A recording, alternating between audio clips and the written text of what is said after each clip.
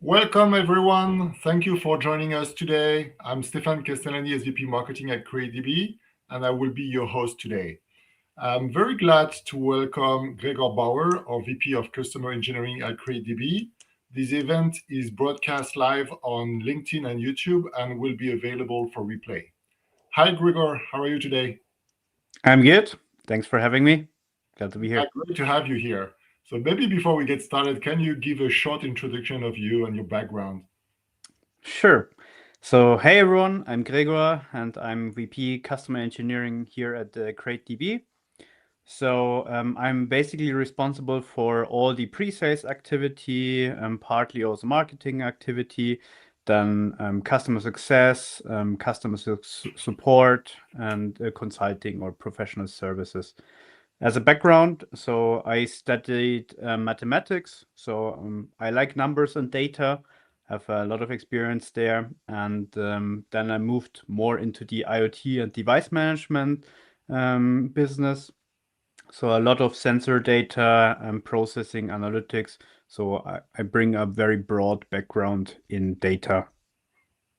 Excellent. Glad to have you here. So maybe to get started, so you work every day with customers dealing with real-time analytics platforms, often with very high demand and very demanding constraints. Can you briefly explain in a few words what kind of real-time analytics problems you see most often in the field when talking to customers? Mhm. So some customers, I would say, are more or less at the beginning of their journey with data. So they all have the same wish. So having maybe a manufacturing site or smart infrastructure could be something with logistics, energy, where they would like to collect data or collecting data already. So this is the first pattern, I would say.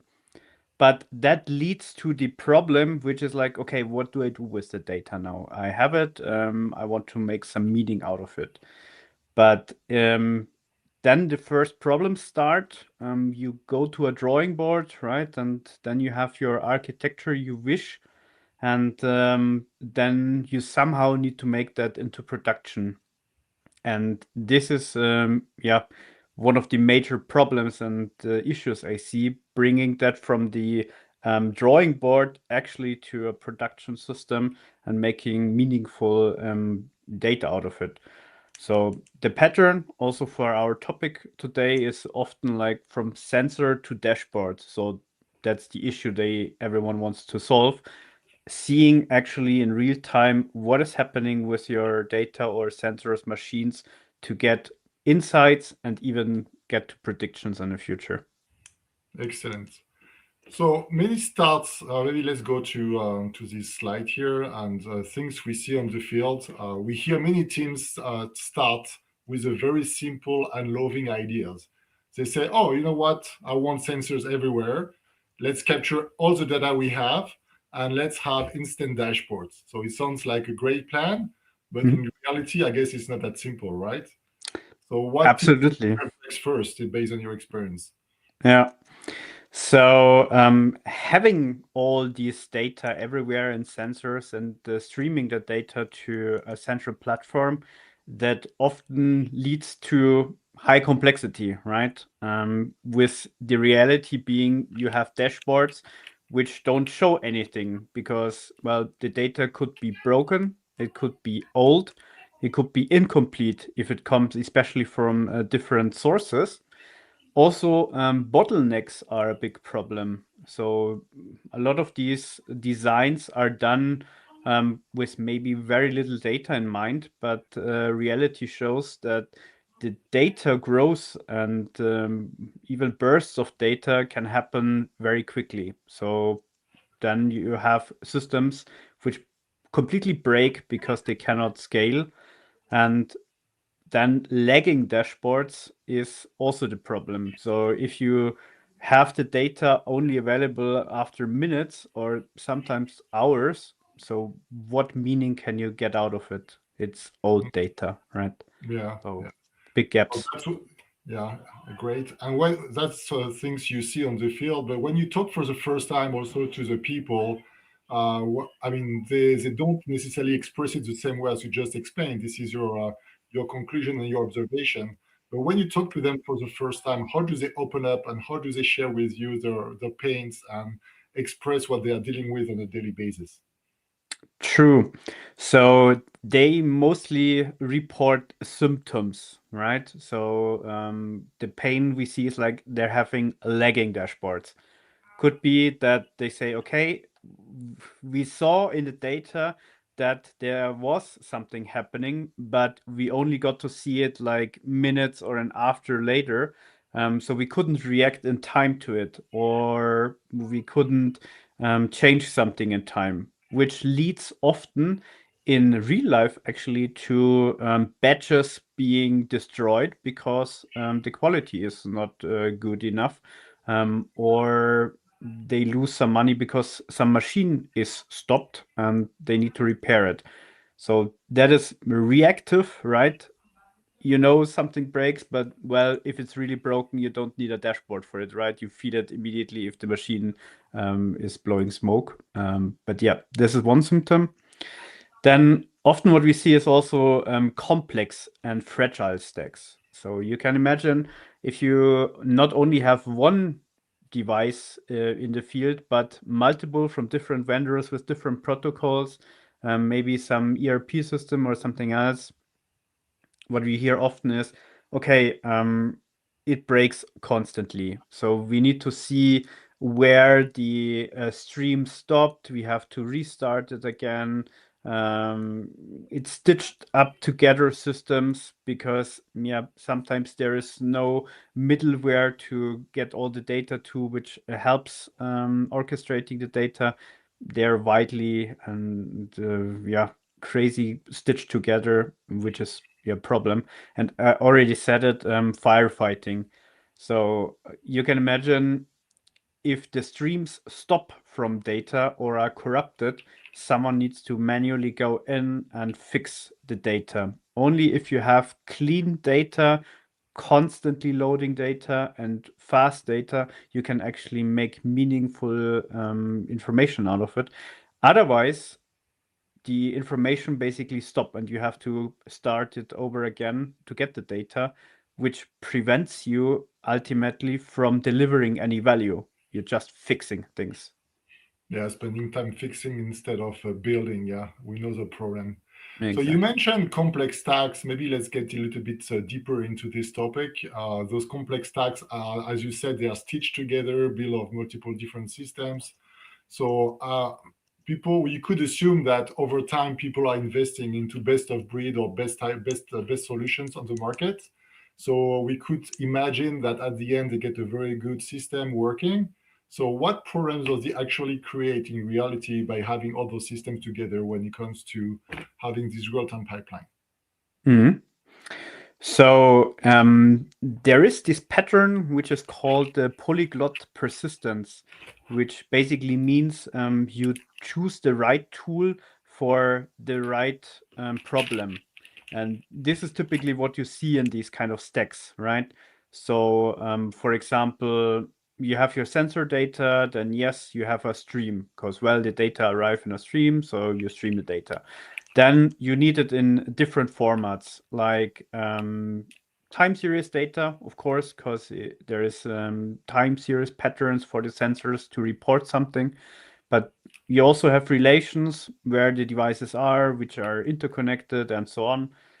You might have also descriptions or log data, which is text typically, where you want to search it for. And then, of course, some processing and data chunking using Flink or Spark to process the data further. So this is a typical stack what you see in almost every typical industry when they start using sensor data and use that. The problem is what you can already see if you have multiple targets with more or less the same data, the problem is the consistency and synchronization, right? So it could be that the data is already stored in the one database, but not in the other one. But if you want to have real-time insights, then this could be a problem because ultimately those dashboards get fed with all of the data from different systems, which display it then in a single dashboard, but ultimately they're stored differently. So this could give you false errors, also false positives easily, and then you have to struggle, right? So if the data is already corrupted, is delayed, to make it good again so that you can load your dashboards, manual work again to fix it because you don't know what happened. Could be network. It's a lot of moving parts which can break. Also, complexity. The more systems you have, the harder it is to maintain. So Yeah. a lot of When we look at this slide, we completely understand what you said earlier, which is the complexity and the time to debug and maintain all those systems working. So the firefighting mode is very well illustrated here. I think everybody can get it. Uh, so now, if we look at the end-to-end data pipeline, from sensor, because this is also the topic of this conversation today, from sensor to dashboards. So if you look at the end-to-end pipeline, what are the hardest technical challenges people are facing? Yeah. So here we have these kind of 5 points what we see regularly. So high ingestion rates. So this is basically when you have a lot of individual sensors producing a constant stream of data. So you have a lot of writes always at every second you have the system running, and you need to sustain that. So not all systems are built for that. So this is a really tough challenge, having a system which can cope with a steady workload. Then I briefly talked about it also before, which is querying the fresh data. So when you want to query data immediately after you wrote it, then this is fresh data. And only those are the ones which are usually the most critical ones and the most interesting ones. So milliseconds after it arrived. So this is a struggle. Also here, not all the systems are actually designed for that. Also, next point, aggregations at scale.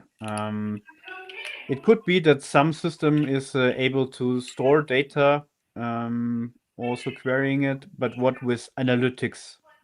So it's not only querying the data and retrieving the last data, it's also some computation you want usually to have, which could be like minimum, maximum averages of a certain time frame, which you just got, and constantly to see what is happening.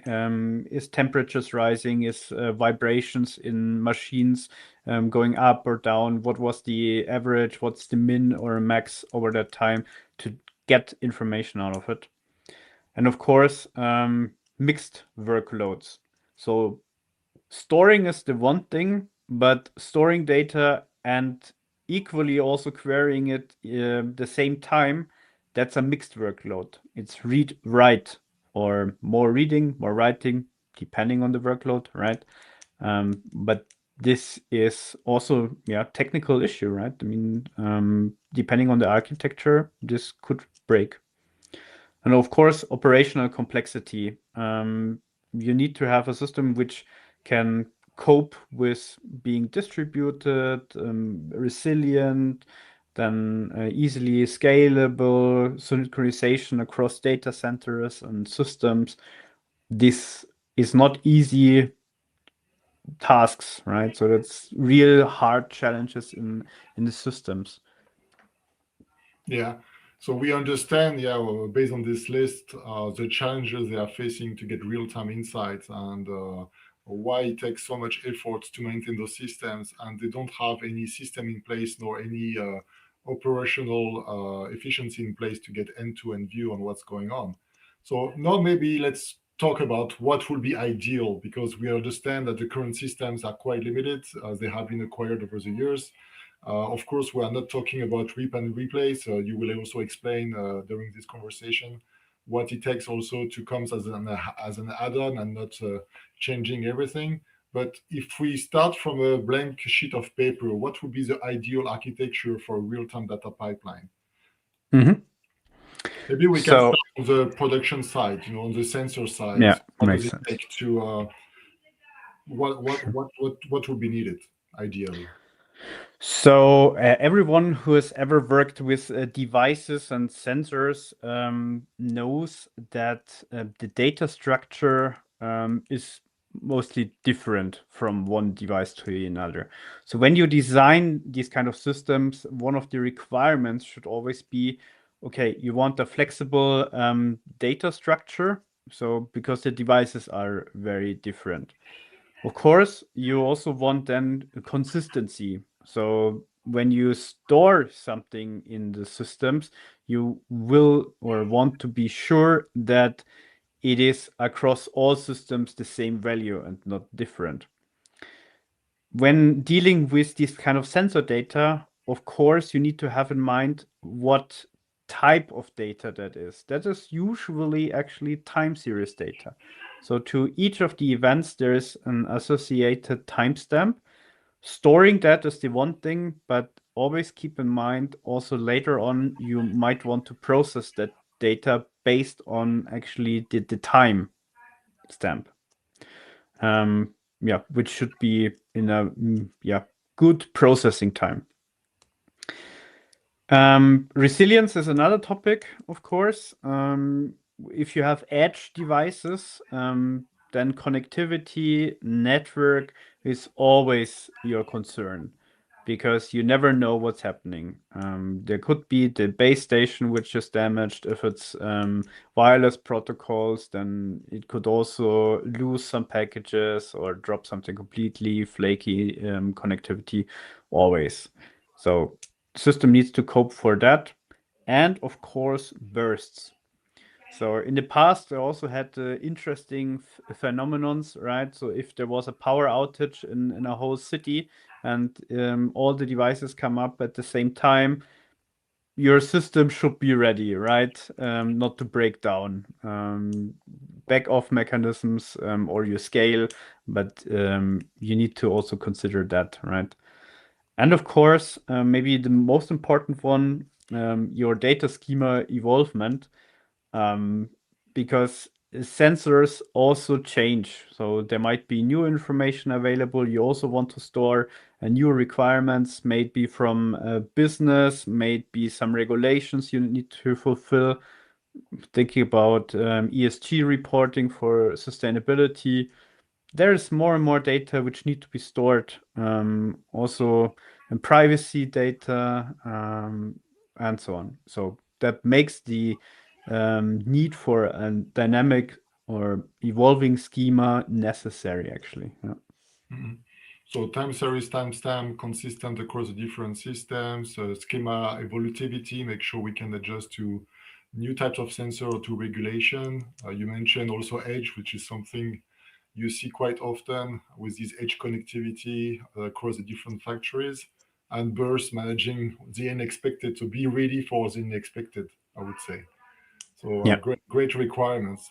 And now, if you look at the other side, because at the end, the goal is also to feed those dashboards and applications, end user applications, real time applications, or even AI models to make a real time inference. So, what are the most important things to look at?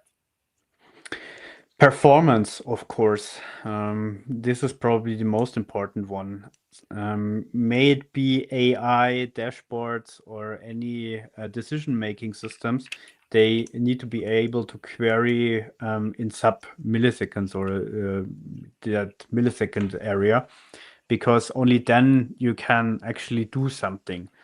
For AI, it's important to have it quick because otherwise the users need to wait for their answer, and the longer they wait, the more difficult it is.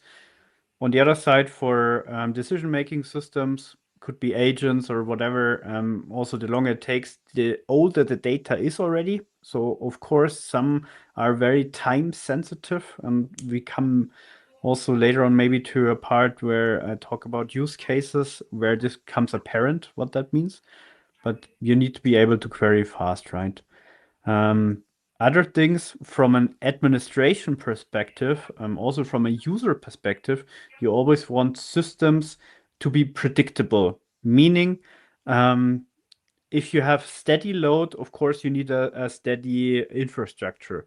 But if you scale or if the workload scales, you also want to scale linearly so that you know, okay, if I have 20% more load, then I need one more node, then one more node for another 10%, and so on, so that it's predictable. So otherwise, you have bottlenecks, and this is to be avoided under all circumstances, that you basically never get to a point where the system doesn't scale any longer. So it should scale very linear, very predictable. So just to have a solid solution. Yeah, and then the ability to query. Of course, it needs to be fast, but it's also about what you want to query for. So as I said, time series data is very important, and you should be able to query by time frames, make aggregations over time frames, compare different time frames to make information out of it. So not all systems are able to do this because they were not meant for time series data. So keep that in mind. This is a big necessity for these kind of dashboards in comparison. And it could not only be time, but it could also be other dimensions, right? Like device types, also geospatial, could be some queries with log texts so that you can see everything. Yeah. And supporting both dashboards and APIs from the same data. That is important again for consistency, so that your API, your interfaces, as well as dashboards, they feed from the same data. So always to consider, because also, agents have their own protocols. Dashboards might directly interact. Then you have your websites or application which have maybe a REST interface. So they should all feed from the same data with the same query speed. Yeah, so performance, scalability, predictability, flexibility in terms of language, easy to develop, because at the end, it's also about business pressure, develop faster. And so, yeah, great insights. So we looked at what are the requirements on the production side, but also on the consumption side. But now let's maybe have a look at what it takes for this black box in the middle, or for this system in the middle to manage all those different requirements. I guess it requires a lot there to be able to deliver what you just explained. So maybe walk us through what it takes for this central analytics layer to process those different requirements. Yeah. So fast ingestion and immediate query ability. So that's exactly what I talked to before. If you have a lot of sensor data reporting to a system, you need to be able to ingest it also. There could be bottlenecks, and you need to account for that. If you flood a system, you might lose data, because if they're not buffered or the system is not able to ingest it fast enough, then you lose some sensor data. That's the result of it. But if you have these fast ingestion systems, you need to also be able to query it immediately. So then you don't need any buffering. You need to know micro batches to process data. You just load it inside, and then you can immediately query because the system ingested it. Then capability based on the problems I stated before. Of course, it needs to have a native time series support and rich analytics, meaning on-the-fly aggregations for min, max, average, also via geospatial, also via full text search. Having as many capabilities already in a single system makes it less complex because everything is already there and built for it. And predictable low latency performance, exactly. So to achieve sub-second response times, you need to have a system which truly scales and is predictable. So to maintain that, you need to be able to scale and have the same performance like before if the data scales. Yeah. Yeah, great insights. I guess many teams also start with popular tools, right? When they start, usually the volume is not that big, and they say, okay, yeah, I have knowledge with relational databases. Also, our company just invested into a data warehouse, or maybe there is a search system available out there that the marketing team is using or other teams are using. So they're trying to leverage what currently exists or what they're already familiar with. But what are the limitations that you're seeing of such systems? Yeah. So what I see most is actually people using what they already know from databases, which is OLTP databases. Those are good systems. They're optimized for transactions, for consistency, and that was their purpose, right? But what they were not built for is high analytical throughput with high volume writes and scalability. There's pretty much a monolithic systems and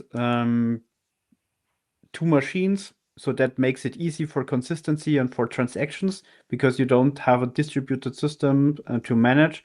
So they're very good at joining tables and locking different tables, but not for massively writing and analyzing data. Yeah. Then the second issue I often see is batch data warehouses. Of course, they're able to load a lot of data in batches and also query and analyze it very good. But the problem is that it takes some time to batch load these systems. And depending on a system, also the ingest and the loading of data could be costly, right? So costs should always be something to be considered. But the biggest issue is actually the time from producing to processing the data, which is quite high here. So you don't get any real-time insights. And one architecture which I also see often is to lambda everything. So of course, at first glance, that is interesting. So it's serverless, right? So you produce data, you gain a lot of speed by parallelizing it. You only pay for what you need. But the problem is that it's still actually quite complex. So the data coming in, logging that, actually might lose data or consistency. It's a high complexity. And the biggest issue, what no one sees, is actually that's all good and easy to set up when it comes to small workloads. Then it's very affordable and very easy to use. Seems like a good choice, right? But the minute it scales, the prices go up and they're not flat, they go up exponentially. So that becomes the bottleneck, the costs very soon very bad.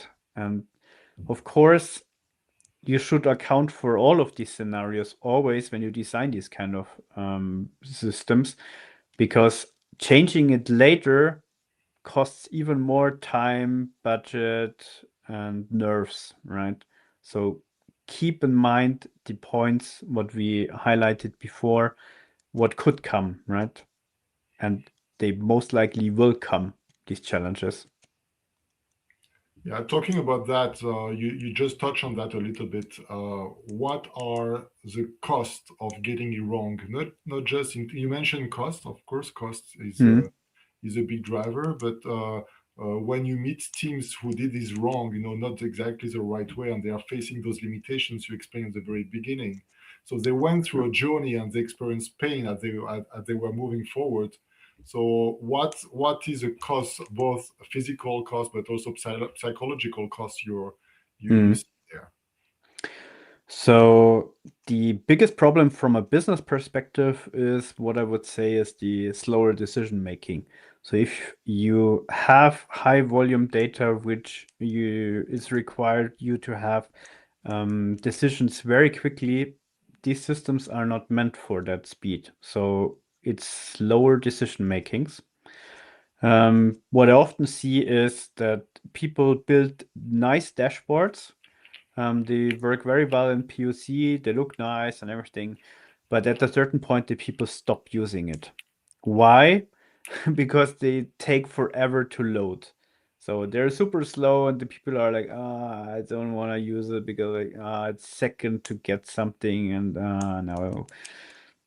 Then also, when you constantly have to fix things, might be scaling issues or decision-making processes, then of course the engineers burn out. So this is a real problem in the industry that they get so overloaded with crap that they can't actually do the enjoyable work in getting new dashboards, new decisions. They just need to fix over and over again. Might be architecture, might be dashboards, might be ingest, might be everything constantly. And of course, this is not good for the engineers. Yeah. Infrastructure costs, I told, yeah. And of course, missed business opportunities. If you don't have the insights, you could lose money just because you didn't know better, right? Could No. be optimization in production processes to be better than their competition. Could be problems with their production to make a better product, which they missed because they couldn't do the analysis of it, or even reduce their overall costs in manufacturing, right? If they have this right, they can actually make better products, saving them money, time, reputation. Oh, definitely. And so over the past, no, we have been live for 30 minutes. So we talk about the challenges, what you're seeing there on the market, the pains being the way they are being voiced and shared with you. Also, the technical challenges you have identified. What are the potential alternatives, but also what are the limitations of those alternatives. So now, it maybe it would be interesting for you to tell us, okay, we both work for CreDB, and so what does CreDB bring to this picture? What is the value that it delivers in this ideal architecture? Hmm. So first of all, let's start from the left side, maybe. So this is basically the different formats. So it has already full flexibility in the data model. So it is designed for real-time data, could be time series, but we also store native JSON, relational data, geospatial, text, and also vectors.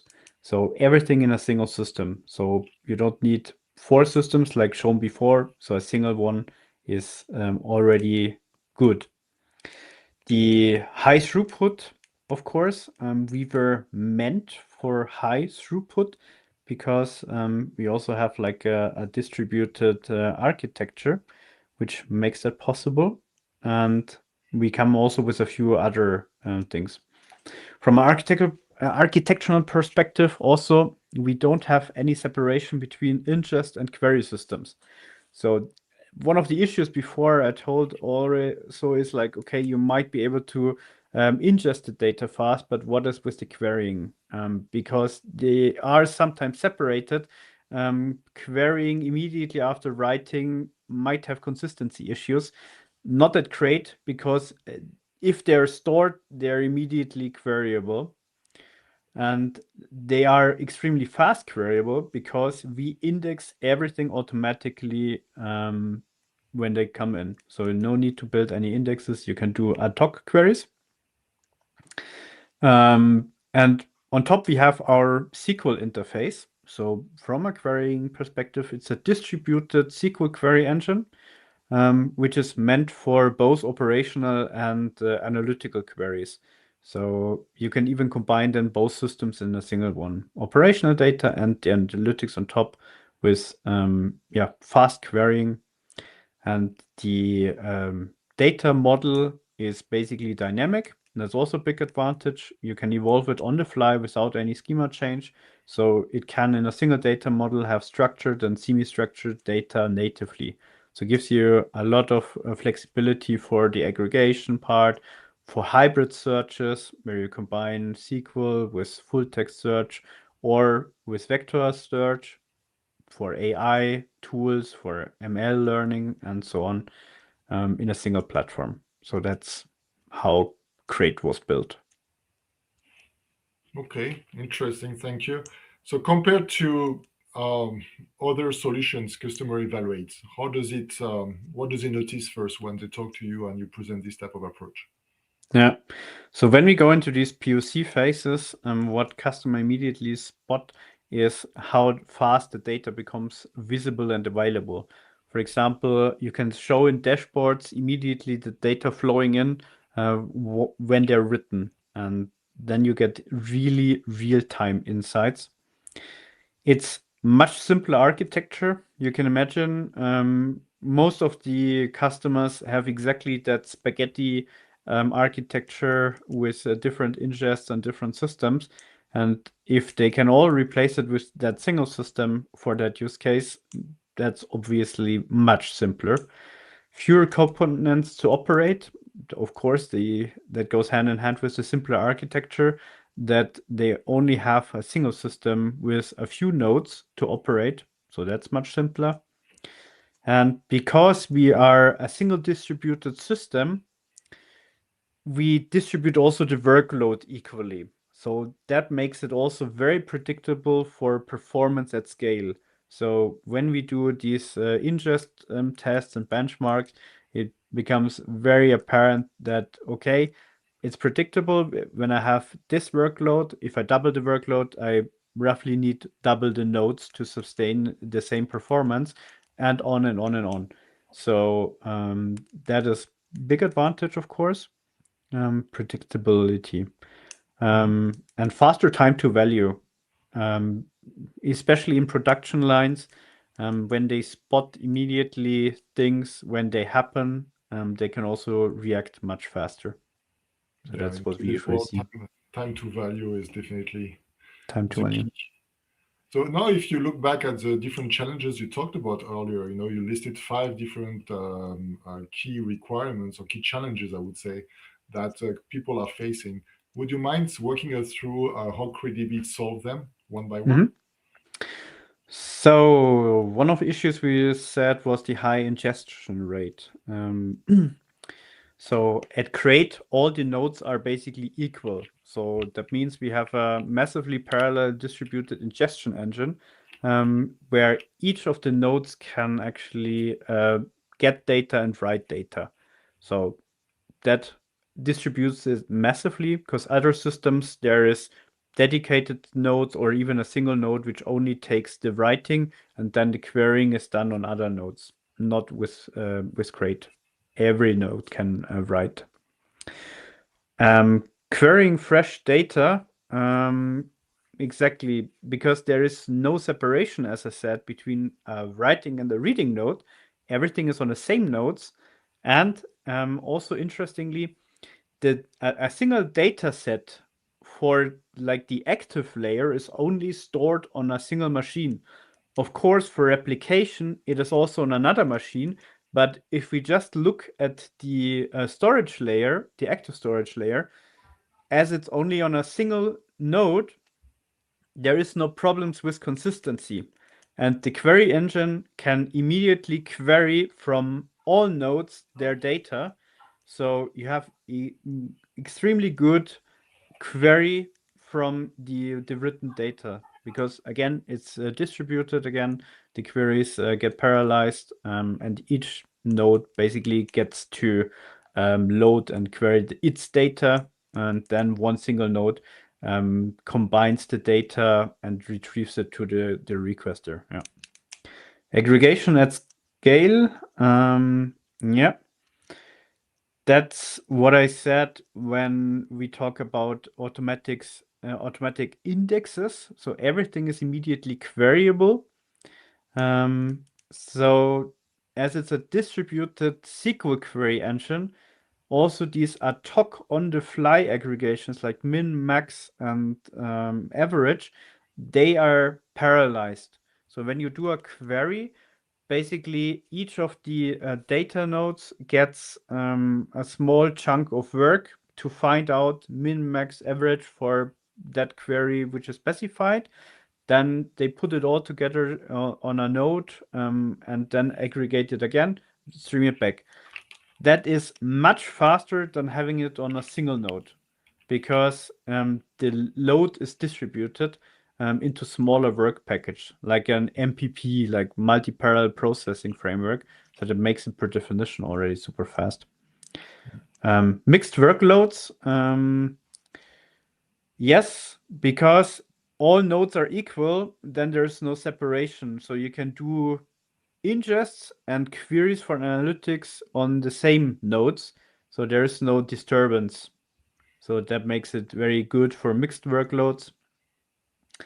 And operational complexity we solve by having a unified system with automatic indexing and distribution. Basically, you don't need to take care of the data chunking. So once the setup is installed, it is on the one hand resilient, so nodes can fail, you still have your replicas and so on. They got automatically promoted, and the clusters can also then heal themselves by redistributing the data again to form a new cluster. Same goes for scaling. The data is automatically distributed based on the rules you defined, of course, with automatic indexing, so you don't need to do anything. Just load the data into the system. It will be available, and you can query it as much as you like. Great. So based on that, if you look at CreateDB as part of a final architecture, could you mind explaining just briefly what it looks like when introducing CreateDB? We still have a few topics to cover, so if you will try to accelerate a bit for the audience. Sure. But can you explain a bit what it ultimately looks like in the final architecture? Yeah. So on the left side is basically a high-level architecture of these kind of pipelines, different systems, different APIs, ETL jobs, different databases to get insights via dashboards, applications, and so on. It's much less moving parts. So in the end, all the middle part is replaced because it has it out of the box, like APIs, REST interfaces, SQL interfaces, ability for relational data, time series, JSON, and so on in a single system. That's basically what makes it simpler, and therefore you also get faster insights. Yeah. So here we have a similar blueprint that reflects a bit what you just said. Is there anything else to add? I think we covered it. Yeah, we covered most of it, I guess. Yes. Yeah, perfect. So I know you want to mention today, you told me before this call, you wanted to mention a demo your team had been working on. That looks very interesting, and that's something also you're showcasing at some events. Can you explain a bit more about this demo and where people could potentially find it? Yeah. So look in our official GitHub repo, create, and then real-time dash demo. So there is basically a full stack of this architecture. We have a sample temperature sensor data, which are then sequentially read, put into a data consumer, which is a Kafka pipeline, which will be picked up then by a Lambda system. Lambda functions, which store data then and make it then available in a Grafana dashboard. So as this is a continuous stream, you can see how live data are flowing into the system, and you can really see the temperature data flowing in from north, in this case, Germany to South Germany in real time. So that's where you can really get insights in real time of any kind of data. So there's a reference architecture there. There is some code on how to do that. Also, the dashboards are there if you like. Just give it a try. You can also always reach out to me on Team if you want a demo of that. Awesome. So we don't have so much time, but here is a list of different customers with very big volumes we are working with. Maybe in a few seconds, if you have anything to highlight here, Gregor. Of course, what this slide highlights is the volume and the speed and scalability.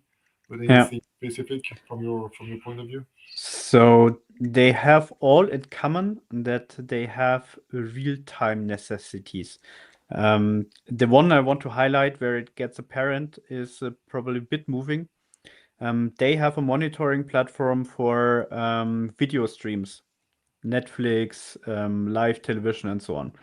And there it becomes crucial why real-time analytics is so important, because if they spot that something is wrong with the decoder or with the lines or scaling because there is more viewers, they can immediately react, because every viewer would immediately notice it, right? So if the quality of the stream is degrading, or if they have some buffering issues and so on, they get annoyed immediately and they lose reputation. So this is exactly where all of that comes together: scalability, real-time analytics, time series data, and predictions. Great.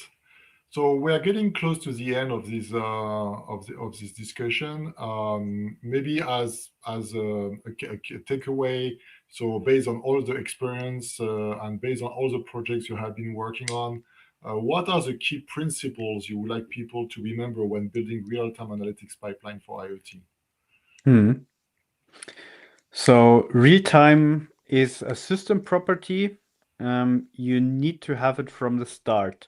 So you cannot later on decide, okay, on the existing systems, I need the real-time data. It's not going to work because the existing systems were not meant to for that.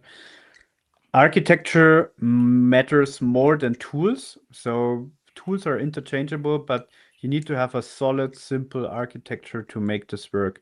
And again, simplicity enables speed. The more complexity you have, the less likely it is that you get actually insights out of it, because you will spend more time fixing things than actually doing things. Mm-hmm. And if you had a single tip to give people before the end of this conversation, what would it be? Avoid adding real-time analytics on later, especially to transactional systems, because then this won't scale. You need to have it from the beginning. Great conclusion.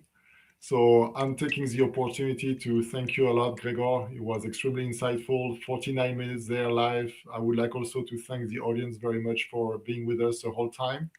I hope you learned a lot. Feel free to reach out to us, Gregor, myself, or any people in the team. Also, we have many resources available on createdb.com, both on the website, on our resource library, but also on GitHub. So this recording will be available at any time on our LinkedIn page and also on the YouTube channel. So thanks again for joining. Thanks, Gregor, and have everyone a great end of your day. Bye-bye. Very welcome. Bye-bye. See you.